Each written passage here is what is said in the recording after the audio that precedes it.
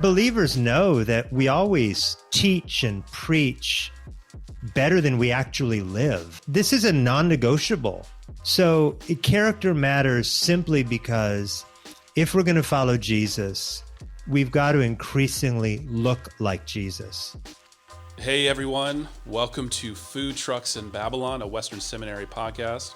My name is Ryan Lister and I'm with Todd Miles. Good to have you here with us, even though you're not doing anything right now. Today, our guest is pastor and author Aaron Menikoff to help us think about the importance of the fruit of the Spirit in pastoring God's people. Aaron is the pastor of Mount Vernon Baptist Church in Atlanta, Georgia, and he's the author of the book, Character Matters, Shepherding in the Fruit of the Spirit, which will be at the center of our conversation today. Join us as Aaron shows us why character is vital for Christian ministry, particularly in a post-Christian world.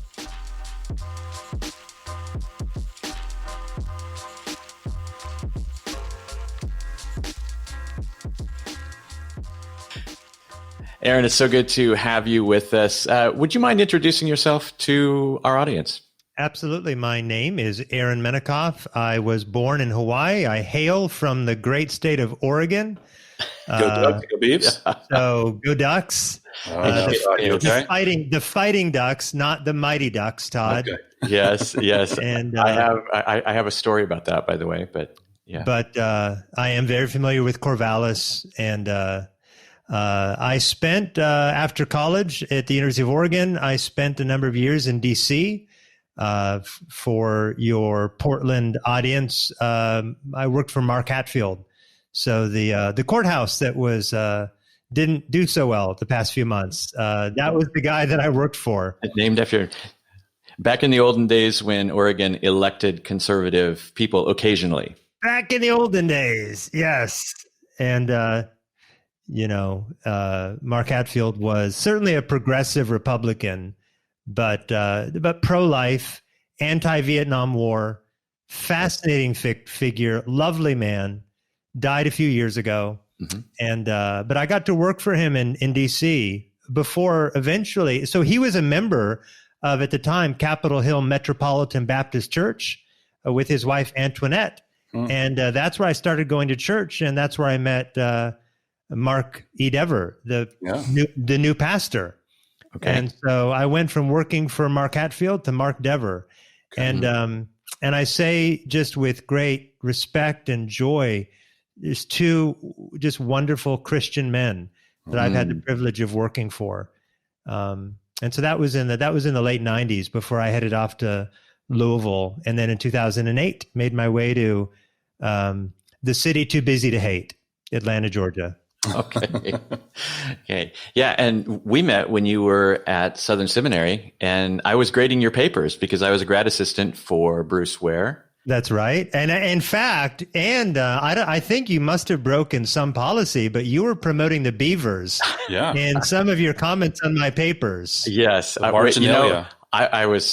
was just trying to be pastoral as a teaching assistant and write private notes to the students of encouragement, things like not bad for a duck. Right. Well, I felt seen. I felt known. I felt seen. Yes. And you also helped me get a job that really, provided for my family at the a classical school there.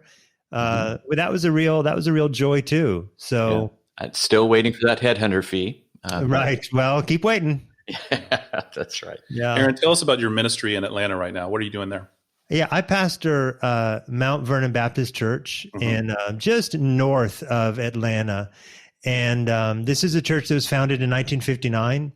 It's a church that has been in friendly cooperation with and contributing toward the causes of the Southern Baptist Convention. It's a church that's seen a lot of change in its history, a lot of humbling over the years, and a lot of growth. They took I'd say a risk on me about a dozen years ago when I came to pastor here, and And we are just about the business of seeking to faithfully proclaim God's word in a city that really is changing.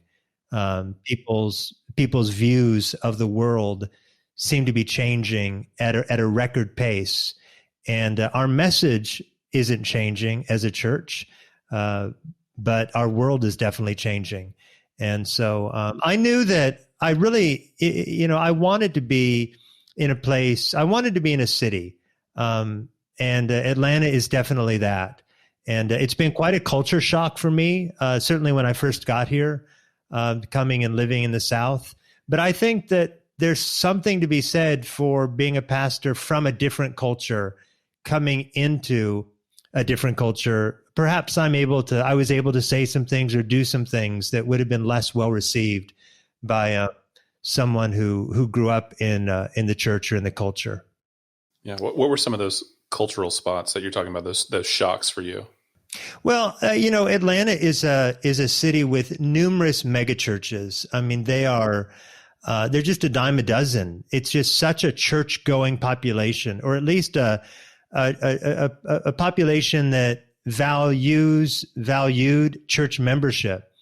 And so growing up in the secular Pacific Northwest, growing up without any background in the church. I mean, when I was a high school student, I could not have told you the difference between Billy Graham and Jimmy Swaggart. I'm not sure your listeners will know who Jimmy Swaggart is, but prosperity gospel, not an ethical televangelist.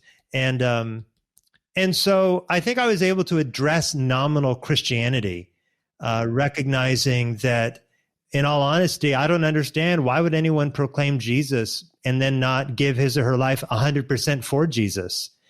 I'm not saying I was doing that perfectly, but I didn't have a category for people who would just dip their toe into Christianity. It just made no sense to me. And yet so much of Southern religion is just that. And that's what I mean by perhaps I was able to speak with a little greater clarity coming from a different culture. I'm sure that's super helpful. Could you tell us just briefly how you came to know the Lord, just given what you've already said about your background? Yeah, I liked a girl in high school.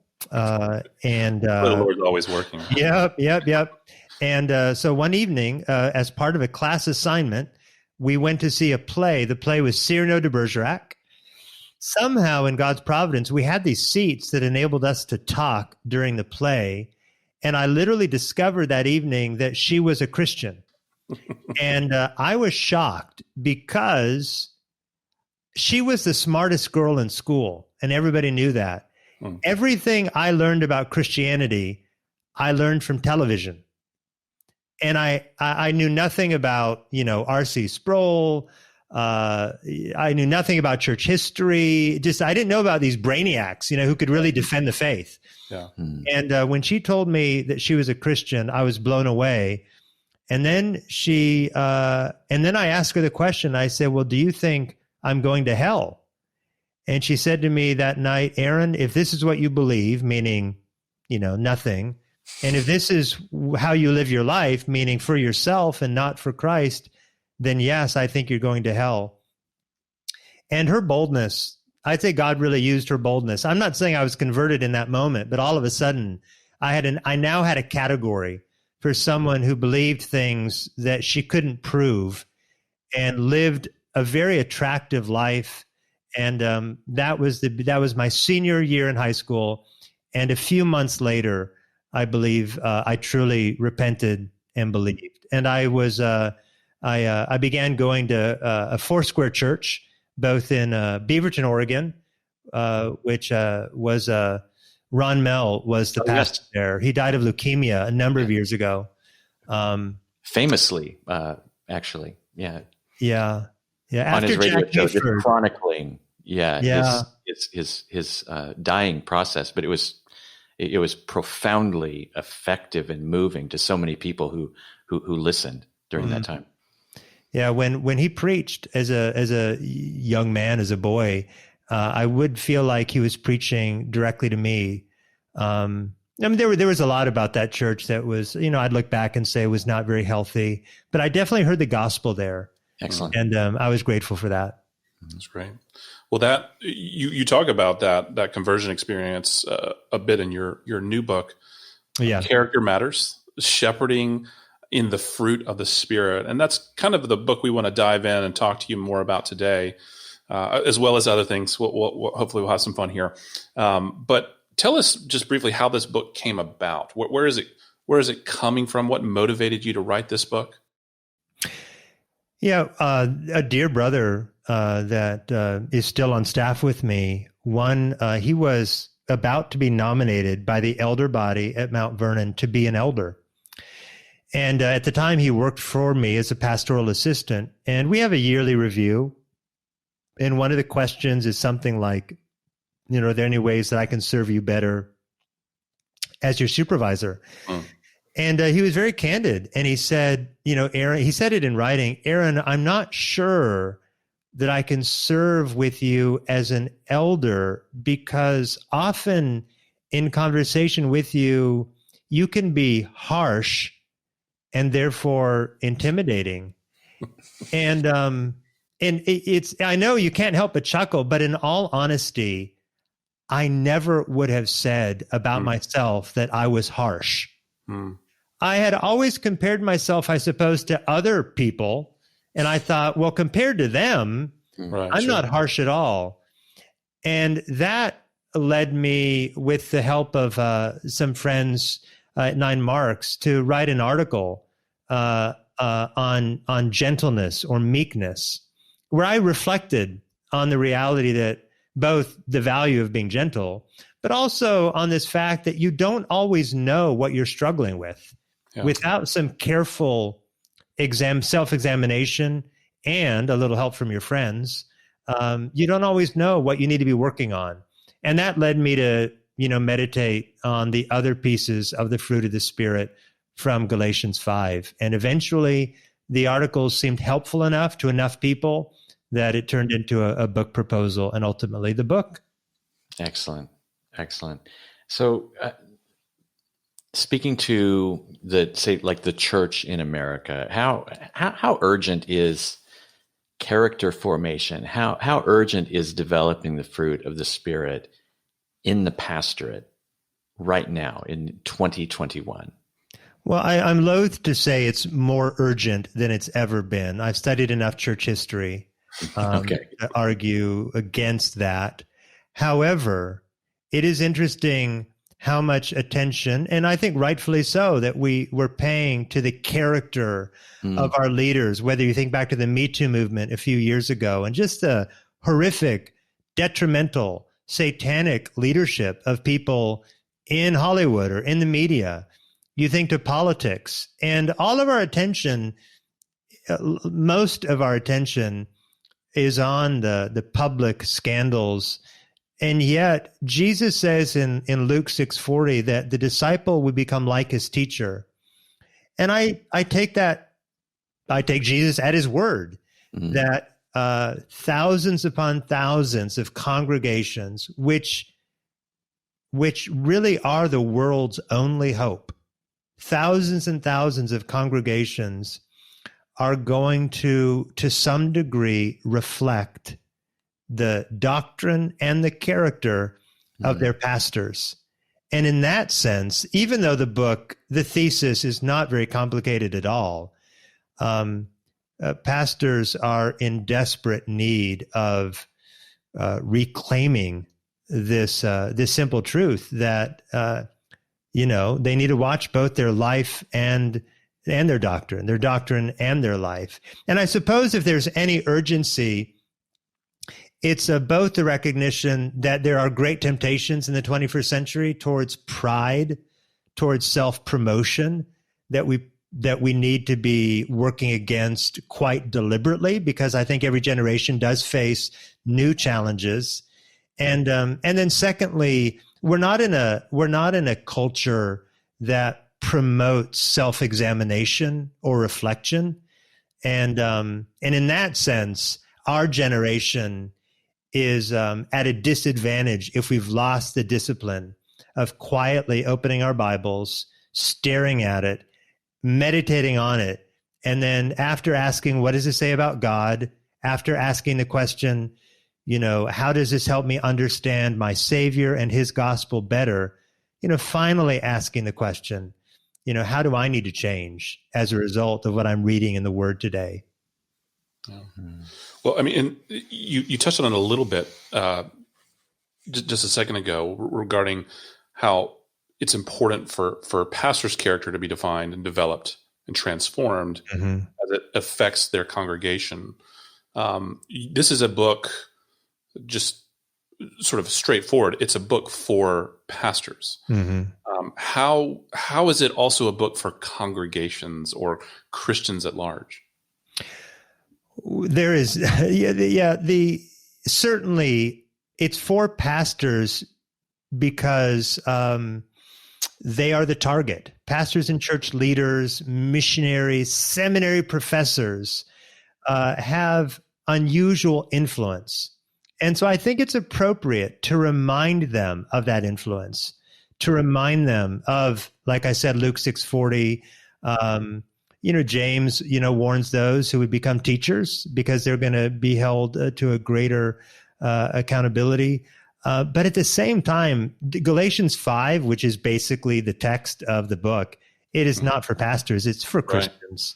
Right. Yeah. And every believer has a responsibility to examine their own heart, because at the end of the day, if you're not producing the fruit of the Spirit, you have no reason to call yourself a Christian.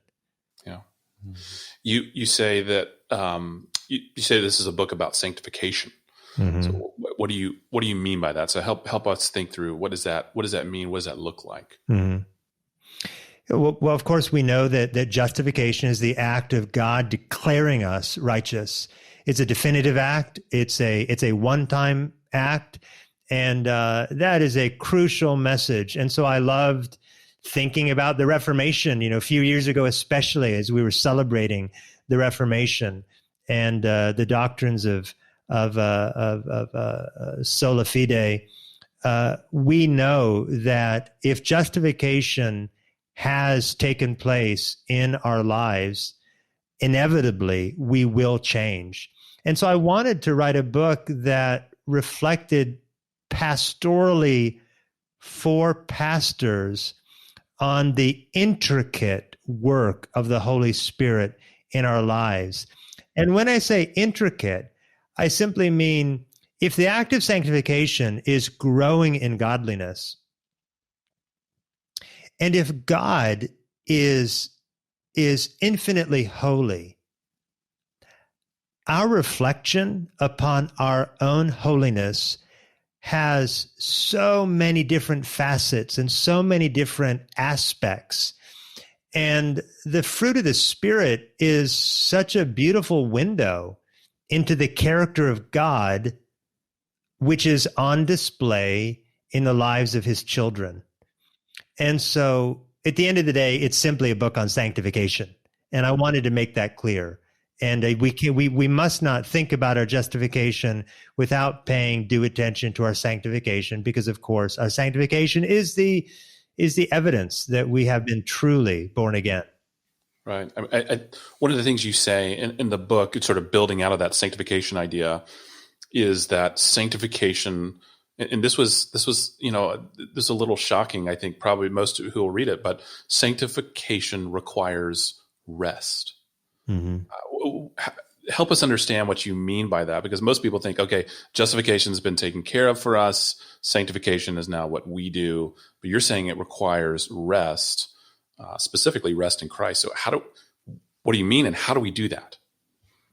Well, I mean, on one hand, I simply mean to teach what Jesus explained when he says that he is the vine and we're the branches, and we are to abide in him that we might bear fruit. That abiding is trusting, it's resting, it's savoring, it's treasuring. It's all those things that I hope we're hearing from the pulpit. But, every Christian tends to lean one direction or the other. Some Christians lean so much into this idea of resting. It's sort of like I'm going to I'm going to rest in who Jesus is. I'm going to rest in what he's done.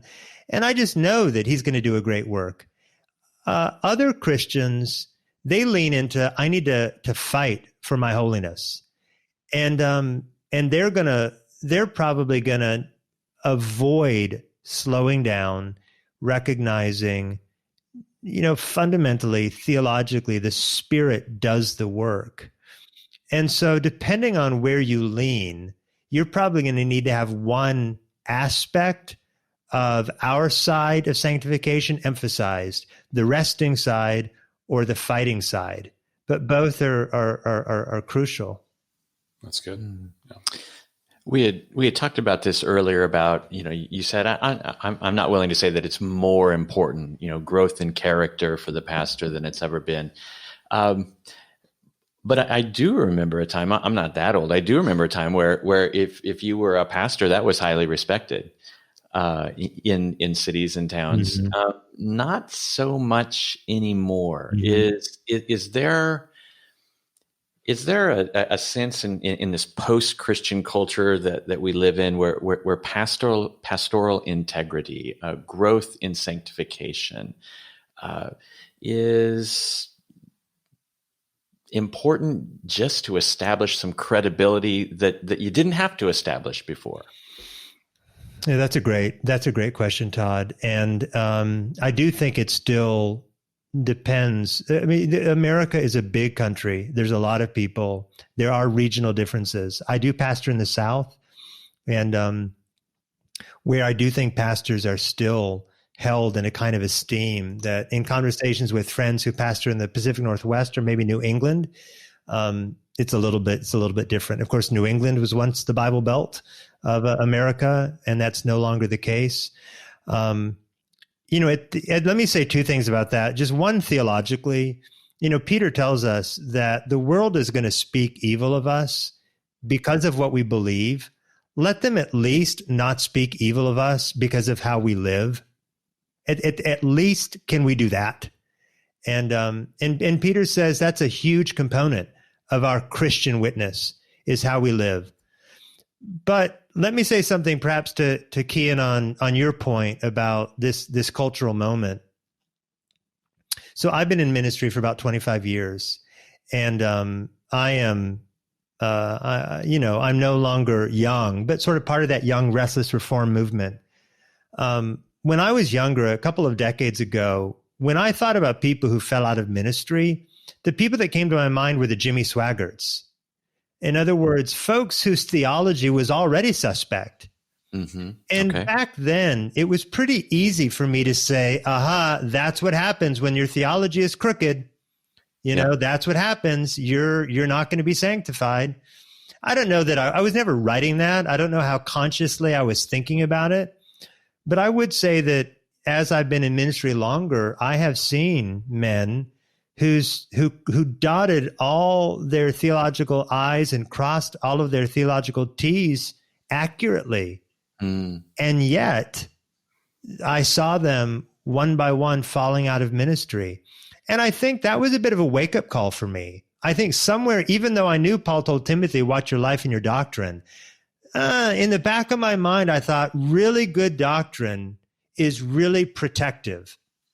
Okay. And it's just not sufficient. It's not sufficient. That good doctrine, rightly embraced, is going to lead you to be suspect of your own motives and awfully careful about your own life. Well, one of the things I found very, very helpful in this book is that each of the fruits of the Spirit you consistently tie back to, and you spoke about it earlier, tie back to the character of God. And so I'm wondering, one of the questions that kept floating around is having the Spirit developing these fruits in us, these character traits. Mm-hmm. And you say, actually, it's one fruit with many expressions. Mm-hmm. Is that just another way of saying we are being conformed to the image of the Son? Is that the same thing, or?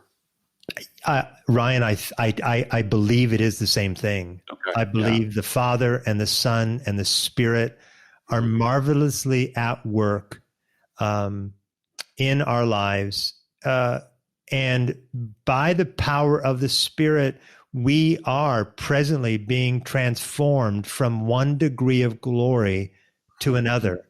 Mm-hmm. And I think that this whole idea of bearing fruit is, I just praise God for the beauty and the clarity of the Bible. So if someone wonders, Paul, what are you saying in 2 Corinthians chapter 3? I'm being transformed from one degree of glory to another. Well, hop on over to John 15 and listen to Jesus talk about bearing fruit. Hop on over to Galatians 5 and listen to Paul explain that this is what it means to keep in step with the Spirit. It's to grow in love and in joy and in peace and in patience and in kindness and in goodness and in gentleness and in faithfulness and in self-control. And that is, in a nutshell, that is holiness.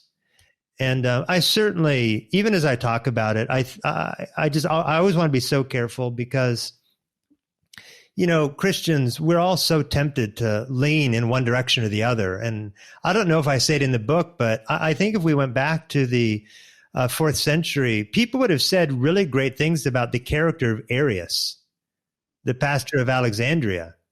But I would argue few men led the church into greater disrepair and maybe even paved the way for Islam than Arius. So, we need to be careful. We need to attend to our doctrine. But by God's grace, if we bear spiritual fruit, we are simply growing in holiness. Well, let's take a quick break, and then we'll come back right after this and think about food truck questions from Portland for Aaron. Oh, can I have a bento box?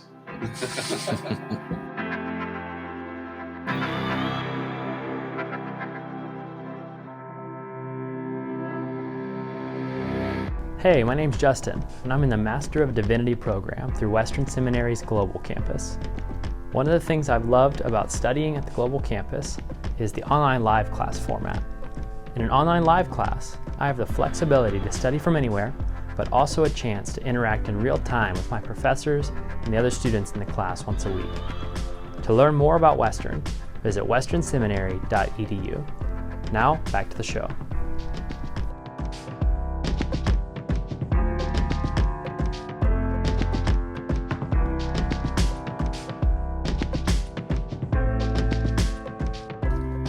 All right, well, welcome back. We are here with Aaron Menikoff, who has written a wonderful and very helpful book called Character Matters, Shepherding in the Fruit of the Spirit. Now, Aaron, one of the things that we try to do on this podcast, we were hoping to do it with the people involved from the food trucks, from Portland, coming from sort of a post-Christian band, asking them to direct questions. Fortunately, a pandemic has gotten in the way of those things. No. So we're kind of asking those questions for them. And we think, a lot of people would see the title of this book from outside the church, and they would just ask you broadly, what in the world do you mean by character? Why does it matter? And why do churches and pastors matter given all the bad they've produced in the world? I know there's a lot of questions, so I can walk you through that, but. No, that's okay. It's funny. Originally, the book was going to be titled simply like Shepherding in the Fruit of the Spirit. And, for good or for ill, I wanted something a little punchier. I wanted something a little stronger. But it is a difficult book to promote in the sense that, once you put up a book, character matters, whether you're the author or someone who is, encouraging people to read it, immediately you can feel like there's a target on your back. Because, especially believers know that we always teach and preach better than we actually live. Yep. And yet we know that this is a non-negotiable. At least we should know that this is a non-negotiable. So character matters simply because if we're going to follow Jesus, we've got to increasingly look like Jesus. And the fact that we're not glorified, does not mean, that's not an excuse to stop longing and striving to represent him well on earth. And so one aspect of bearing God's image as redeemed sinners is striving to be holy and to have a godly character. So we used to speak more in terms of virtues. Virtue really isn't a word that people use as much anymore. I think it sounds awfully Victorian or kind of old school. Character has more kind of like street cred, and we all know what that means. And I think the moment your pastors and your congregations are known for lacking character, that's the moment that they're just less attractive, and I think, we're witnessing that. I don't want to, go off into the political field right now, but to the extent that Christianity is publicly associated with individuals who don't represent Christ well, but are publicly affirming of Christianity, that just makes evangelism harder. I mean, in my own family, it's very difficult even sometimes to talk with my own dad. He's not a believer. He's Jewish, and it's very difficult for him to disassociate Christianity with politics. Don't you do a podcast with him? And so my dad is 82 years old, and he is a retired English professor. He lives in Hawaii. I live in Atlanta. And so a couple of years ago, we started Island Idols, IDYLLS, where I basically ask him a bunch of questions about literature, and then we try to talk about life as well. And that's where sort of the differences come out. But I want, I certainly, my dad knows that I want him to find my faith attractive.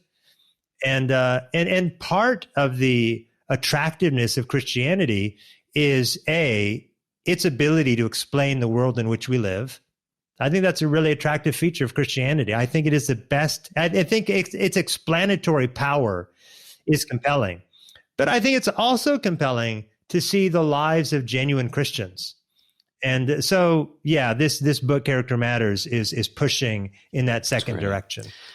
Well, let's get back into the book just a bit more. You say that you really can't pastor well if you're not bearing spiritual fruit, if you're not growing in holiness and godliness. But how do you keep from getting discouraged? Because there's this pesky world, the flesh, and the devil. Isn't it true that God works in spite of us and not because of us? Mm-hmm. Well, it's absolutely true that God works in spite of us. It's absolutely true that when we preach and when we counsel, when we disciple, we do so as broken vessels. Paul says that the treasure of the gospel has been put in jars of clay so that the power of God might be on display. I think perhaps there can be confusion. To promote this idea of character, godliness, is not to conclude you've arrived. It's just to argue, I'm on my way, and I'm not the man I once was. And if the congregation can't see the pastor's struggle with sin and growth in godliness, inevitably, to go back to this compelling language, inevitably, the message he's preaching is going to be slightly less compelling. I don't want to take anything away from the objective power of the gospel, right? So Paul tells the Philippians, whether from false motives or true, so long as the gospel is proclaimed. Well, how can he say that? Because at the end of the day, it's not the character of the preacher that saves the people. At the end of the day, it's the truthfulness of the message we proclaim.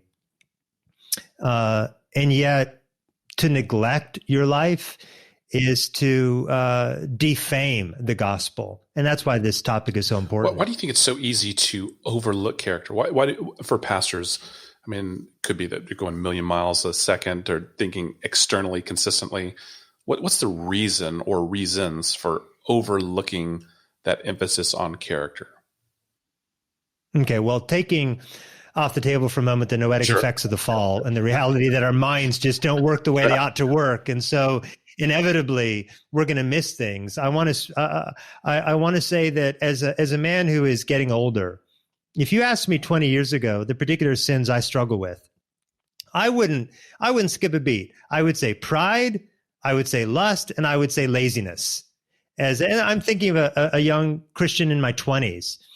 And then as time goes on, I'm not saying, I saw, profound victory in each of these areas. But as time went on, by God's grace and with the help of my brothers and sisters in Christ, those struggles, they didn't go away, but I saw growth.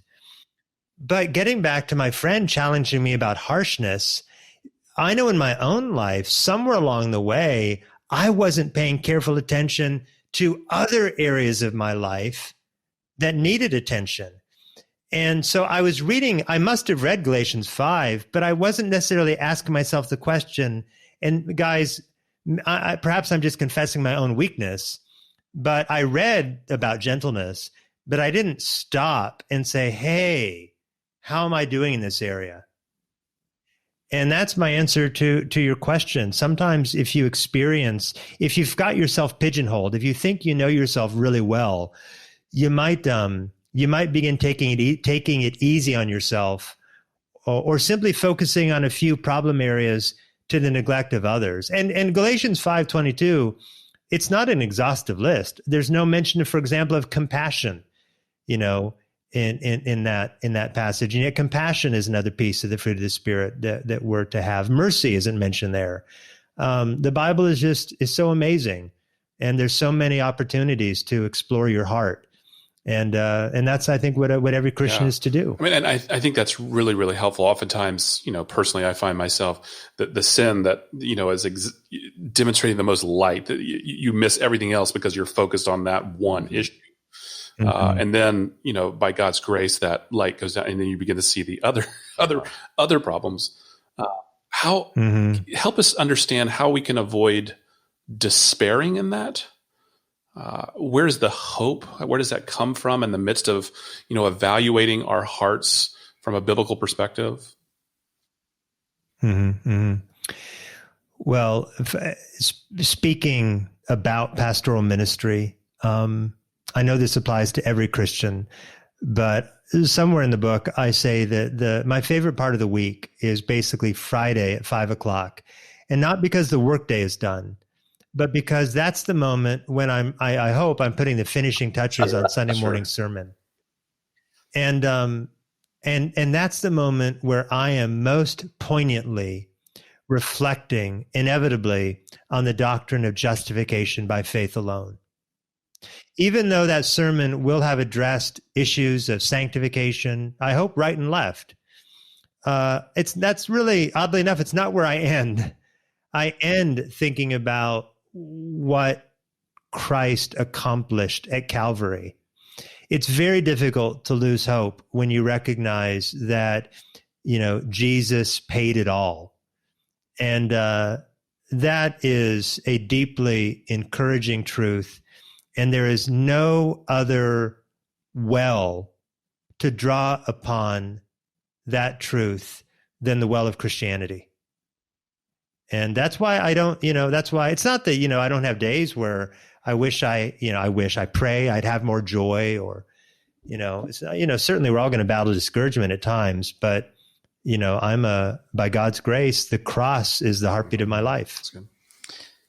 So there are lots of classes you can take on homiletics at seminary. There are conferences. There's Simeon Trust. Not so much in aiding the character of a pastor. So, which is more important? If forced choice, either or, great preaching skills or great character in a pastor? Todd, I don't like that question. You don't like to choose. It was a forced choice. Well, It's supposed to be seminary obnoxious. teaches you to say both and. Yeah, both you know? and. Okay. Yeah. I mean, look, I would rather have the true gospel preached from an ungodly man than a false gospel preached from a supposedly godly man. You know, I mean, absolutely, because it's the power of the gospel. I just recognize that that the Bible would not have us choose. The Bible would have every aspiring pastor, every pastor lean into with all of his heart, soul, mind, and strength, God and the holiness that he requires of us. Cites biblical authority to refuse to answer my question. That's incredible. That's good, pastor. Wow. Good, pastor. So, what character attribute or fruit of the Spirit is most lacking, or maybe pick two here, is most lacking in the church's leadership today?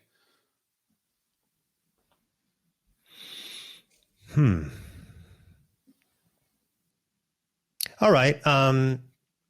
Boy, you asked me this question. It depends on the hour of the day. But let me suggest the two. Let me just suggest that patience and faithfulness right now it should be the cry, the battle cry of every church. Every church should be crying out, give me a patient pastor. Give me a faithful pastor. Give me a pastor who's patient with me, who doesn't expect me to be the perfect member today. Give me a pastor who understands that I'm a work in progress. Give me a congregation that's willing to be patient with the pastor. How many congregations, chew up their pastors because they expect too much of them too soon? So patience. Instead of expecting your congregation to be, 100, 500, 800 people, be patient with the people God's given you and trust him to give the growth. Be faithful. Trust that God's ordained means for growing his church are better than yours. Oh boy, those are so needed today. But, I'd have to throw in a third one, love. Love. If we don't have love, we don't have anything, Paul says. And give us pastors that genuinely love their congregations. That's a beautiful sight to behold. And to pull that out of just the pastorate, and you touched on this a little bit with patience, but would those be the same for the congregations, for God's people? Would those be the same attributes of fruits of the Spirit that you would say, man, we really need these today? I know it's not just one, but yeah. Well, I mean, I don't want to push back against the question, but I have to assert that all of these need to be growing, and that's, I think a case could be made that fruit is plural, but I'm making the case that it's singular, at least in Galatians 5, to make the very point that let's be careful not to separate them. I know that as I shepherd a flock, I want the members of my church to have all these things. I do see a lack of peace, as they look at the world, as they see, this podcast is being recorded just a few days after, the Capitol invasion, as they see a country that lacks unity, maybe as they just have things in their own lives. I mean, there's a young couple in our congregation whose baby is in the hospital with bacterial meningitis. Boy, I just want them to know the peace of the Lord, not a peace that, causes them to hide from the world, but just reminds them that, a sovereign God is in charge. So I want them to know peace. And I want them to know joy, and I think so often one of the points I make in the book is that so often I see Christians looking for joy, like it's a panacea. And I just want to say, stop looking for joy, look for Christ. And I mean, I say that about a lot of things, stop looking for community, look for Christ. But if I were to answer the question about, churches, I want them to know the joy of the Lord. I think that's attractive to an unbelieving world, to just recognize, yeah, we may not know everything. We may not have the best answers to all of your really hard questions, but we are a people who know God, and that's changed us. And it's made us a content people, a joyful people. I think there's something, a peaceful people. I think there's something to be said for that. Well, I definitely want to circle back to the love question, but since you brought up joy, let's ask. So you say, stop looking for joy, stop looking for it. Mm-hmm. Why is looking for joy a bad strategy? And to build out that, what do you mean by joy? Well, by joy, I mean this settled contentment, this settled happiness that God is your Redeemer, that He has accomplished your salvation. In other words, the content of our joy is the finished work of Christ, and really in the book, it's the triune work of God. The reason I say stop looking for it is because my observation is that everyone wants to be happy. Everyone wants to be joyful. And we get it in our minds that joy is merely a feeling. And I don't want to say it has nothing to do with your feelings, because I really do think, I mean, when you are joyful, there can be a smile, there can be a laughter. So I don't want to take anything away from that. But I do think that we can make an idol out of joy. We can be so depressed that we don't have joy, that we can cycle downward into a spiral of despair, and longing for joy isn't going to get you out of that pit. Christ is going to get you out of that pit. Marveling at Him, at what He's done, at who He is, finding great comfort in great doctrine, that's where joy comes from. And I have really appreciated, I think, a recovery in my generation of the experiential aspect of Christianity. I think we need it. I think we need to be reminded that we need to delight in God and hunger for God and love God. I just think we also need to be reminded that it's not going to come absent a full-throttled pursuit of Christ. I hope that answers your question on the joy. Well, let's circle back to love really quick. Then, yeah. Can you pastor well without loving your congregation? No. Okay, so excellent. You can't. How do you grow in love for your congregation? Well, one of the great bits of counsel that Augustine gave in his book, I think it's on teaching doctrine or on Christian doctrine, he instructed teachers to pray that they would love their class, and that's sage counsel there. Just pray for God's help to love your congregation, know your congregation, know what they're struggling with, know what they're enduring. I talk about Ed in the book, a man who it took me years to get to know in my church. And, I called him this morning and checked in with him, and I found out that Ed can no longer walk. I don't love him more because I now know he can no longer walk, but knowing him, knowing his struggles I can pray for him better. I'm not saying that every pastor needs to know the troubles of every single member. I think for most churches or many churches, that's really hard, but that needs to be our heartbeat. It's very difficult. If the Holy Spirit's in you and you know your congregation, you're going to love them. Good.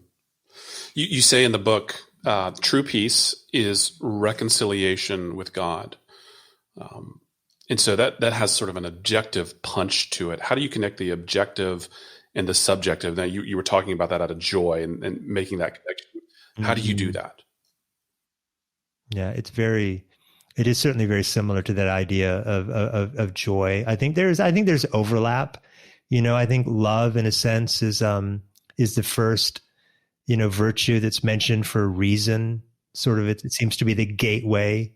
Your love for God, God's love for you, your love for others is going to help you be gentle. I think self-control at the very end is there for a reason. Before you're done, Paul wants to say, hey, don't forget, in the absence of self-control, it's going to be very difficult to, produce all this other fruit. You're not going to have peace.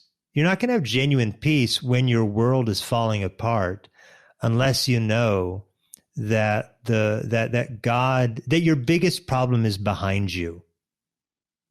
And look, I've been a Christian since 1990. I've been in pastoral ministry since 1996. I need to remind myself, Aaron, your biggest problem is behind you. And that's not like self-help talk. I think that's when Martin Lloyd-Jones says, preach the gospel to yourself, I think that's what he means. Okay, remember, my debt has been paid. And if my attention is there, and it takes work to keep your attention there, like Bible reading, devotional reading is hard work. It's not just opening the Bible, reading a paragraph, and putting it down. It's recognizing, okay, I need to appropriate this truth so that I can rightly know who God is, and secondly, rightly know who I am. And only when I've done that hard work will peace result. And it's a daily work, right? It's a daily work. So I think when we're told to meditate on the scriptures, I think that's what we're being told to do. Saturate yourself both in who God is and in what he's done. And even as I say all this, I think, what Christian at one level doesn't know this? This is not systematic theology 301. But what Christian doesn't need to be reminded of it daily? Absolutely. So perhaps this will sound like a selfish question directed to a pastor, but how can congregations help and encourage their pastors in the areas of this book? I mean, of course, buy the book, Character Matters, give it to your pastor, but how else? How else can congregations help and encourage their pastors in growth and godliness? Mm-hmm. Well, congregations can, as I said a few moments ago, they can be patient with their pastors. I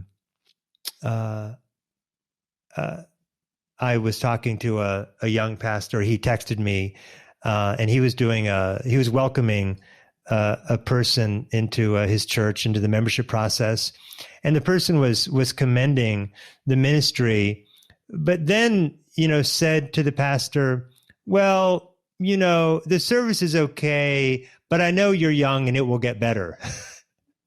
And I think on one hand that Christian was being patient, but I think there can be a lack of charity when perhaps you're a little bit so forthright with your pastor, and it's so important to recognize that your pastor is a work in progress.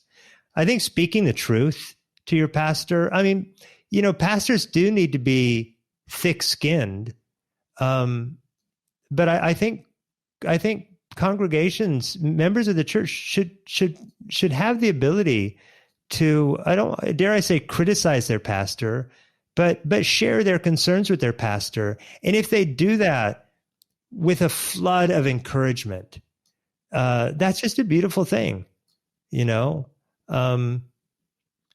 certainly I don't think that the average Christian encourages others enough. But I think it's not merely encouraging to receive a well done. It can be encouraging to say, I have a question about what you said here. I'm not quite sure that's right. Is that me or is it you? That's really encouraging when a pastor sees a member of the church he serves wrestling with the Bible. Yeah, absolutely. And just being able to actually not only preach about grace, but actually have that grace be the ethos of the church, to actually have it what we're living in and living out of with one another is a huge plus, and a testimony to how our preaching and pastoring is going. So to that end, we've got a ton of pastors in our audience. So what I'd like to do is I'd like to ask you a few questions sort of in a rapid fire form, if you're okay with that. Yep. So the first one would be, why do you highlight the fruits of the Spirit to bring about change and transformation rather than say maybe more what the world would say, like the Enneagram? Why the fruits of the Spirit and not the Enneagram? Because it's so patently biblical. Yes. It's directly what Paul. Yeah. Okay. Yeah, I mean it's exactly what Paul said. He said it repeatedly. It's easy to understand, and I just want to err on the side of I just want my Christian life to be as closely tied to the Bible as I possibly can, and there's a wealth to work with there. You've spoken a lot about patience. What do you say to the pastor who it just seems like he gets everything he desires the first few years, blessed with extraordinary success, at least in his own eyes? Mm-hmm. Recognize that it's though God has probably given you some extraordinary gifts, those gifts are from God. You were made by him. You were made for him. Give him the glory. Don't take the credit for yourself. Be careful that you're building on the foundation of the gospel and not the foundation of your own gifts. Have people around you immediately who are going to help point you to the cross repeatedly, so that you are ready. And who knows? I mean, there have been in history extraordinary ministries, and I think that's the exception. It's not the rule. You do a really great job of talking about pursuing longevity in your ministry in churches. How do you know, though, when it's the right time to leave a church? Well, I don't know for sure. But I do know that it's probably not the right time if you can't be confident that the church is going to be left in good hands. You don't let your child get a driver's license until you're confident he's able to drive. The fact that he's 16 doesn't mean that he should automatically get a license. This is true. I have yeah. Those of us with teenagers can attest to that.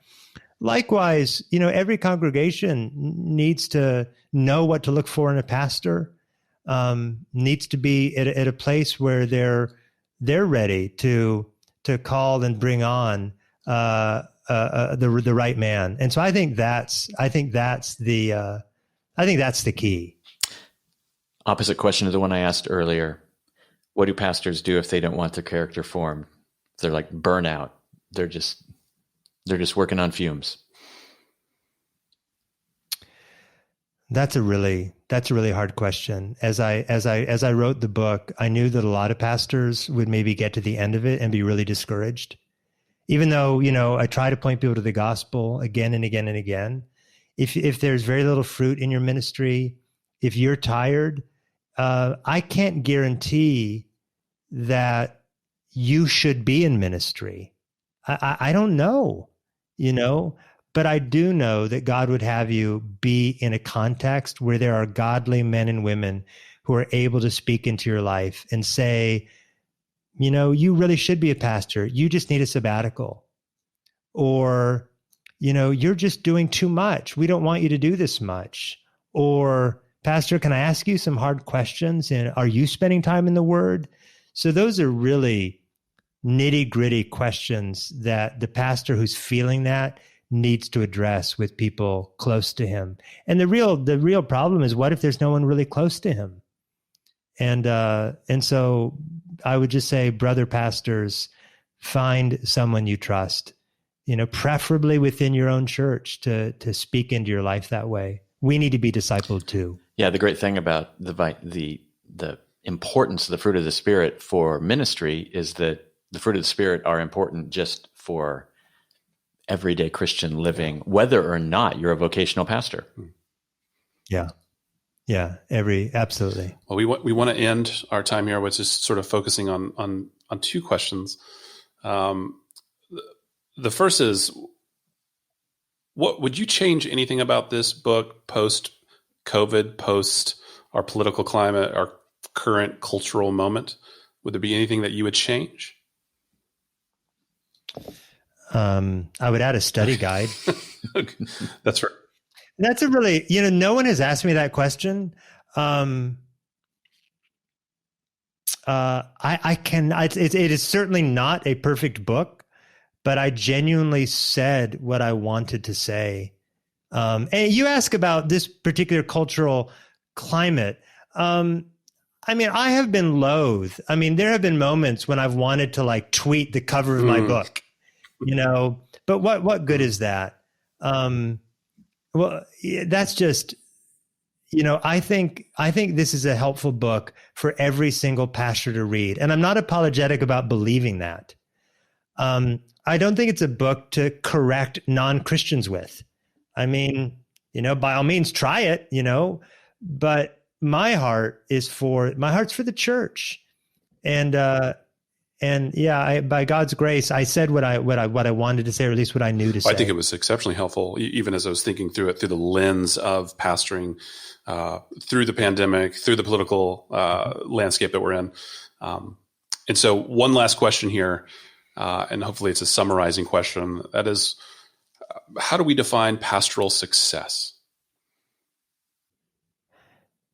Pastoral success is faithfully sharing and modeling and proclaiming the gospel week after week with no earthly hope of material success, but every reason to expect your heavenly reward. And there's nothing I'd rather give my life to than that. There's a lot I'd like to do, but there's nothing I'd rather give my life to than that. Amen. That's great. It's a great place to end. Thank you. Yeah. Aaron Menikoff, thank you, my friend, so much for joining us on Food Trucks in Babylon. We want to encourage everyone listening, go out and get Character Matters, Shepherding in the Fruit of the Spirit. Aaron was kind enough to give us a couple of copies to give away, and so we'll have information on that if you follow us on social media. But Aaron, thanks so much.